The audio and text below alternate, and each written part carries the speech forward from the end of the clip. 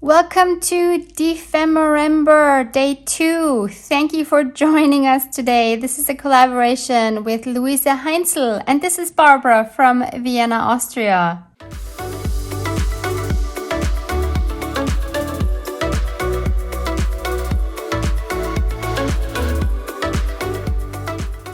If you missed episode 1, you can find it in the playlist below. And I recommend watching that first so that you can get all the details of this collaboration. Remember, you get to watch 2 videos every day, so make sure you check the playlist below with Luise's daily videos as well. We are both working with our DEPHEMEREMBER prompt list, which you can also find linked below as well. And we really hope that you enjoy following along. And don't forget, we both have goodies, freebies, and a giveaway mixed into our videos. So it's definitely worth watching both videos daily because you never know when the next surprise will pop up and for how long it will be available. I also want to remind you that if you have a YouTube channel and you would like to join in for one or more prompts, please use the hashtag DEPHEMEREMBER and tag us on social media or send us an email so that we can include your videos in our playlists. So please keep checking those playlists linked below to see what everyone else is creating. So what does number 2 say? Stars and a paint sample. Well, let's see what we can do with that. But obviously, I can't get started without first getting my Haribo candy. So number 2 in my advent calendar is up here.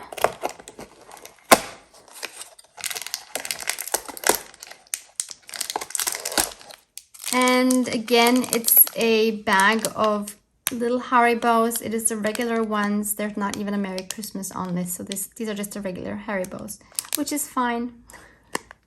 So I don't have any paint samples. Maybe you have some. You can probably get some at your hardware store or wherever they sell paint. But I'm going to make my own. And when I think of paint sample, I think of these things, and I will put a photo of one right here, you know, that you can just kind of fan out. And I think that's a really cool concept and something I could totally imagine in a junk journal. So I want to make something like that. And then of course we need to figure out what to do with the stars. I have 3 German book pages here, which are going to be my backgrounds. And I want to make them all the same. So I'm going to take my regular ruler and tear them all the same. So it makes sense to use book pages from the same book, then that will be easier. Don't want a lot of blank space around the writing. So these will be my 3 paint samples, so I need to put some paint on them. Since I'm making this ephemera for a nature-themed journal, I wanted to stick to kind of natural colors, nothing bright, just like earthy tones. I have here a makeshift palette. I might mix white to one of these if these are too dark. I don't want the background super dark. These are very, very cheap craft paints. This one I think has hardened. Oh, or maybe it's just the top that has clogged. Whoops! Whoa, whoa, whoa, whoa, whoa. Thank goodness for baby wipes. I'm all ready to go again. So I have a jar of water here, and I think I'm going to try it with my sponge brush just because.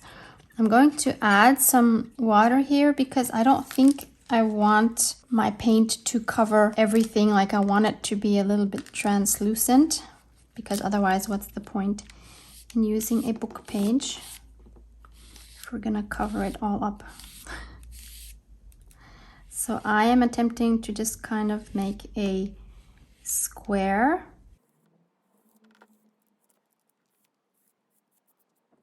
Not looking to have perfect edges, because what's the fun in that? It's for a junk journal, not for like a math contest or anything.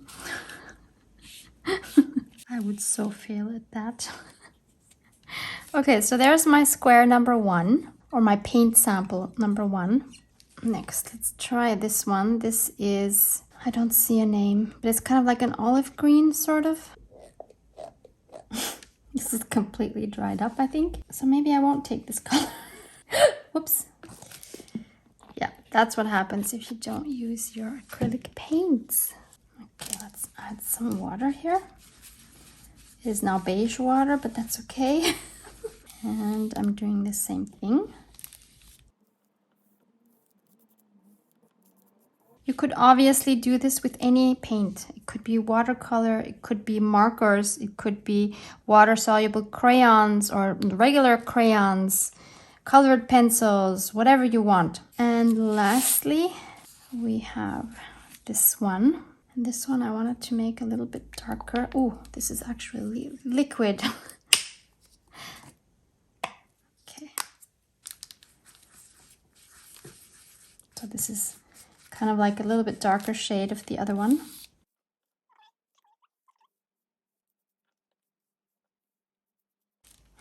They might be too similar now because I mixed the two colors. They are super similar. I think I need to try to take some of this away. Maybe I'll use a wet wipe. Yeah, that's better. Okay, so I dabbed this one as well. They are super similar, so I want to add some more of this green here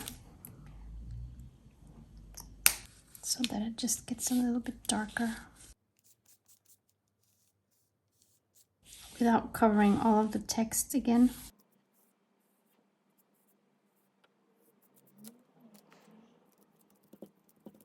Yeah, now there's a good difference. Yes, I like that. So we have our 3 samples and we will let these dry. So then I want to add something as focal points, something nature themed for my journal. And so I went through my vintage books and I came across this one, which is again a very, very lucky find from my Goodwill. I love it so much. And this doesn't have an ISBN number I saw, but I'm going to show you the information that I have in case, again, this is something you might want to look for. So there's this page and there's this page. The copyright is from 1968. So hopefully if you are looking for this, you can find it. So let me just show you some of these gorgeous illustrations. So there's always 2. And I think they would look fabulous on our paint samples. And later on in our journal. So I'm going to be choosing 3 of these images. And I wish I could scan these for you, but they are under copyright, so I cannot. So I'm going to be using the originals. And if you don't have any mushroom images, you can check the link below. I have some in my shop if you can't find any anywhere else. So I've fussy cut them and I've also cut out their names because I always think that is interesting to have. And the way I thought I would pair them was this one here.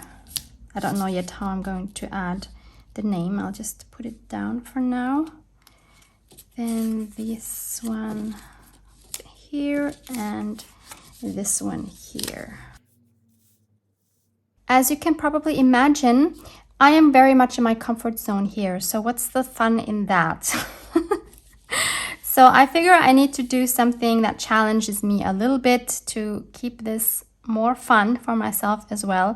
And this is where the elements of the stars come into play. So I was thinking about what kind of stars could I use. Of course, you could just add stamps with stars if you have any, or stickers, or you could cut some out of just colored paper out of a magazine. There's so many things you can do with the image of a star. What I wanted to do is I wanted to draw my own star, but I wasn't confident in how to do that. So I googled it and I came across this post from Instagram, which I will show you here, which I will let you watch here for a moment.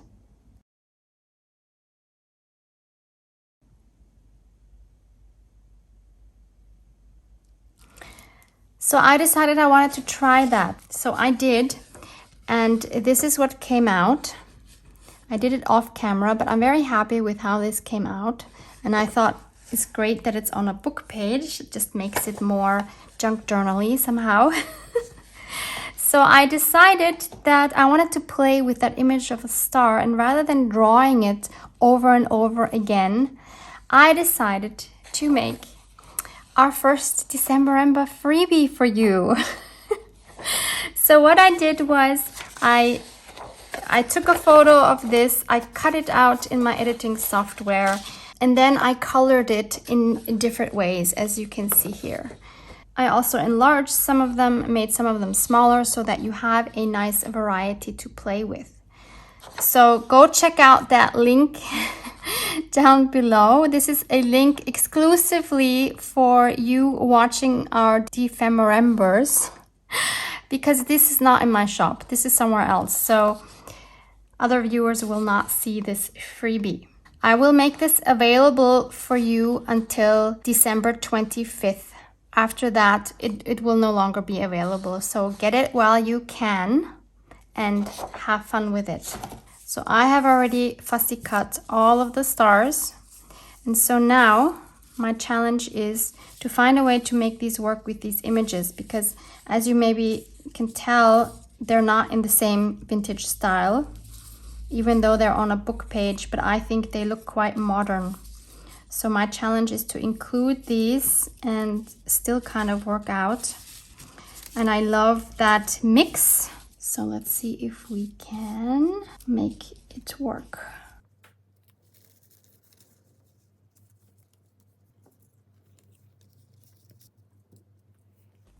But having said that, I do want to encourage you to try to draw your own stars. So whether you use that one Pinterest pin as a guide, or you find some other templates or illustrations on Google or whatever, it is fun to draw your own. It's a whole different feeling to have your own drawing there than to just use something that you printed. But obviously, I know this is not for everyone. It does take a bit of patience. So feel free to use this print if you enjoy it. Don't feel bad about using it and not making your own. Now this would work, it would be easy, but I want to kind of add a few more. But I think I want to stick to one particular color per image. I think otherwise it just gets too busy in the background. And of course, you know what's going to happen. Once I add two, I need to add a third one because two just never work.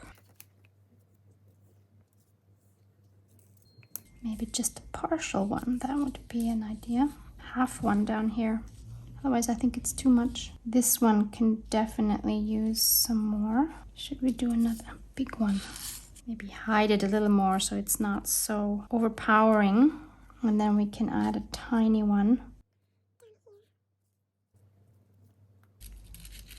Maybe again if we hide them. And a small one down here. Again, a partial one maybe is better. Like that. Yeah, I actually think that's really cute. And maybe I'll use the rest of these in some other DEPHEMEREMBER projects so that my ephemera is cohesive throughout my future journal.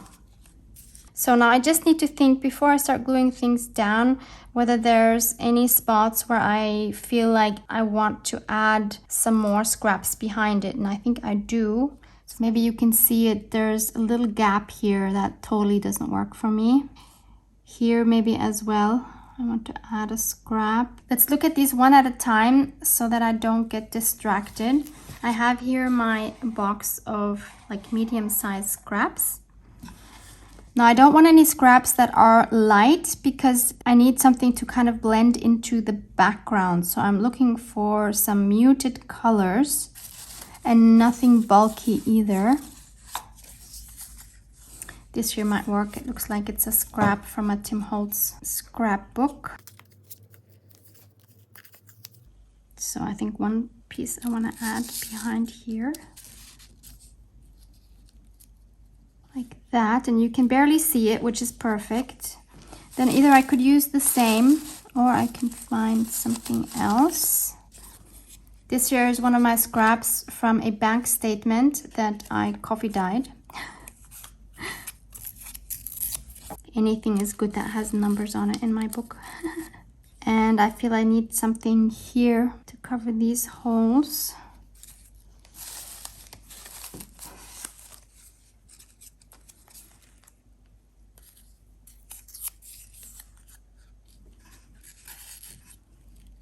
Yeah, I think that one is ready to go. So looking at this one, I think I want something here. Again, paying attention to the color I have here. Maybe I have something that works better than this. It's not like I don't have choice here. Maybe this one. This is just a piece of collage fodder on packaging. Yes, that is beautiful. And then I want one up there. Maybe I'll stick with this packaging. And I do want a third one here.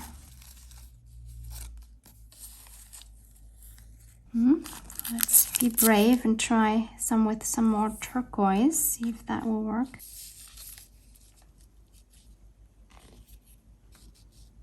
Yep, I'd say that one is ready to go.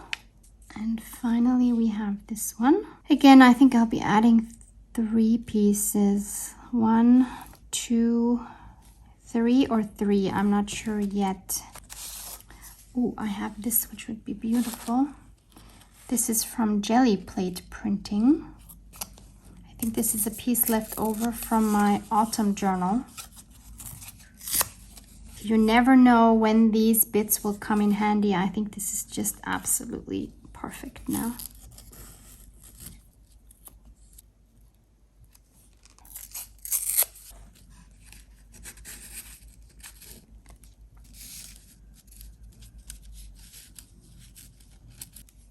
Like that, I'm happy with that. And these 2 tiny scraps that are left over now will go into my smallest box of scraps. And both of these boxes make me super happy. Before I glue these bits down, I do want to ink around the names. I do want those to stand out a little bit more. So I'm going around them with my vintage photo. And once I've glued the bits down, I will also probably be adding vintage photo around the book pages themselves. And since I still get asked quite a bit about my top-down gluing method and I get requests to show how it works, I will once again show it here for one of these. If you're not interested in seeing this, then please forward this part of the video. So I will take the element that is most on top. So that would be this star. So I'm going to put glue on it. I use art glitter glue because I think it is the most easy to use and most efficient, although not the cheapest option, especially efficient with the metal tip. And I have them down with my Amazon links in the description box in case you can't find them anywhere else. So now I need to make sure that all the pieces are placed here exactly where I want them. And I'm going to glue this one on top of the pieces that are not glued down yet. So that's number 1. And then I'm going to turn this and start gluing the next one that is like the second highest, which in this case is this one. So I'm just going to lift this because these are now already held together. It makes it easy because I don't have to worry about it losing the position. And I glue it down. So again, now this connects all of these here already.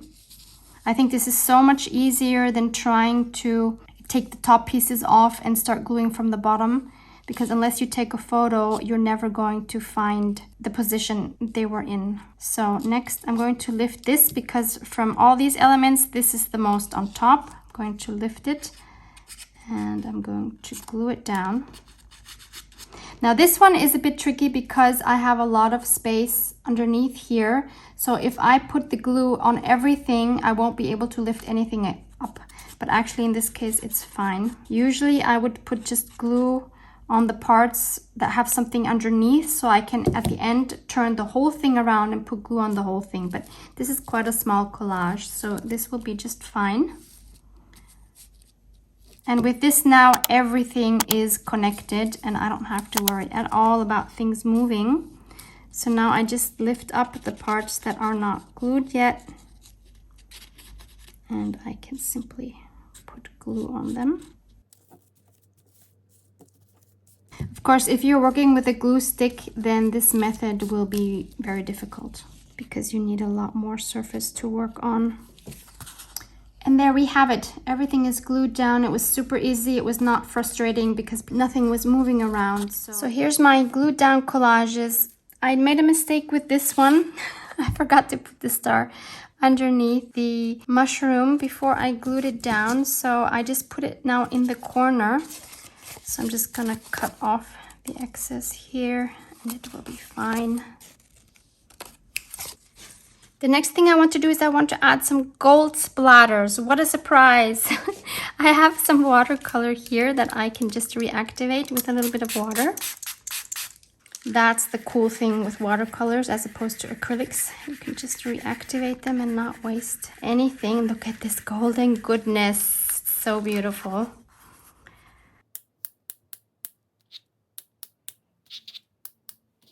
They are quite fine because it's quite liquid. But it's enough for a beautiful accent, which you will see when you hold it closer. Well, this one is pretty hard to see with the brown. This one I think you can see more. And there's the third one. Just a subtle accent. Now I was just thinking, why don't I just add some to the edges as well?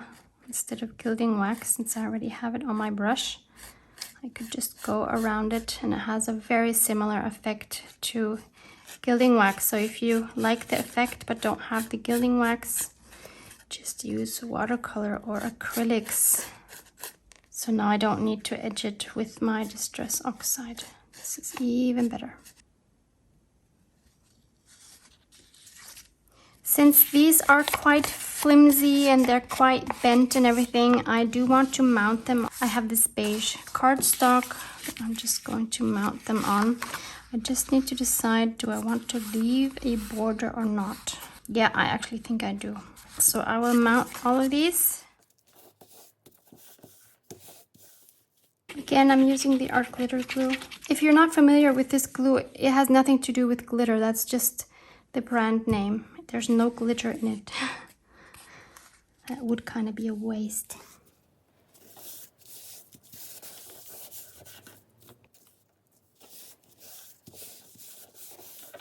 Once they're all mounted, I think I want to round the corners with my small corner rounder.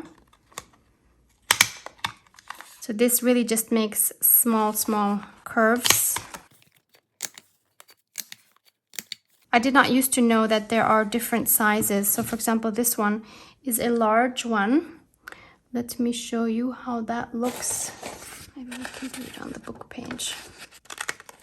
So here you see in the comparison, the large and the small corner. So that's something you need to check if you're buying one to see what size it is. This one here actually doesn't say anything, but I know this is 4 millimeters and this one has an L for large. So depending on the brand, it will show you, hopefully. I don't own a medium one. I don't really think it's necessary. Large and small, I think, is a good enough difference. And then I'm going to distress the edges, both the front and the back of all of these cards. And just to make the backs a little more fun, I want to add some stenciling with some Distress Oxide. And I chose these 3 stencils. They're all Tim Holtz. So one is this one. I don't know the numbers of these, unfortunately. I don't have the packaging anymore. This is the one that says, this is like the Lost and Found one. And this is one with some splatters, coffee stains and such. For this, I'm using my flatter brush. The results come out better that way. Don't want to go too dark.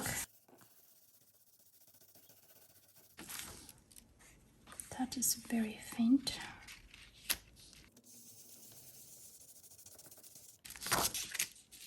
Yeah, but that's good enough. It gives interest and it kind of looks like they're in the mist. I love this. Then let's do some coffee stains on this one. How fun is that?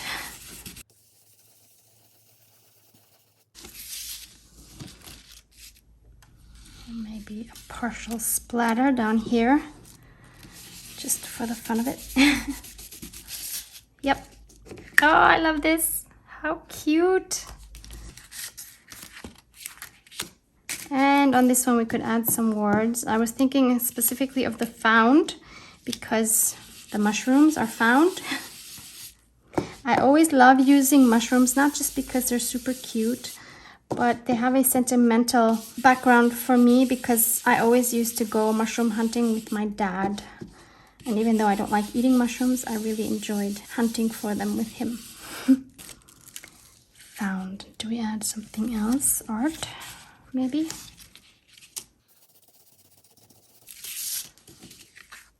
There we go. So let's put them all together. Which one shall we put in front? Doesn't matter, they're all beautiful. Maybe I'll put this one in front. So now I'm going to make a hole here in the corner. You can use an awl as well. And I'm going to put a brad through them. But before I fasten that completely, so there's a 3 on it. I believe this is a Tim Holtz brad as well. So what I want to do is I want to add a piece of ribbon, and I want to use the same one that we used yesterday for our playing card prompt. And I think this goes together really well. Just so that, you know, it all goes together well in the journal. And so that they will look like they were purposefully made for that one journal. Plus, it's always fun to have more tactile elements, right? Just going to make a knot.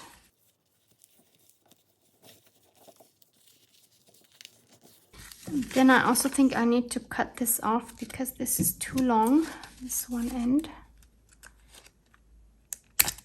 So hopefully now we can still kind of turn these to see them all. 1, 2, and 3. How fun! And of course you could take them apart then in the journal if you wanted to, or you can just leave them like this. So there's our second journal element. I think they go together beautifully. What I really love about these prompts is that I would have never tried a combination with something as modern as these stars and then something as vintage as these mushrooms. And I love the result. I really do love it.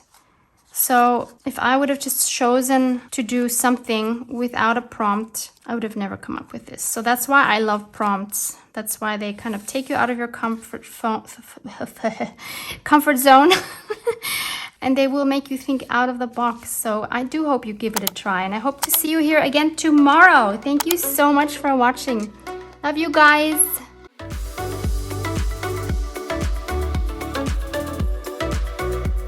Mwah, mwah.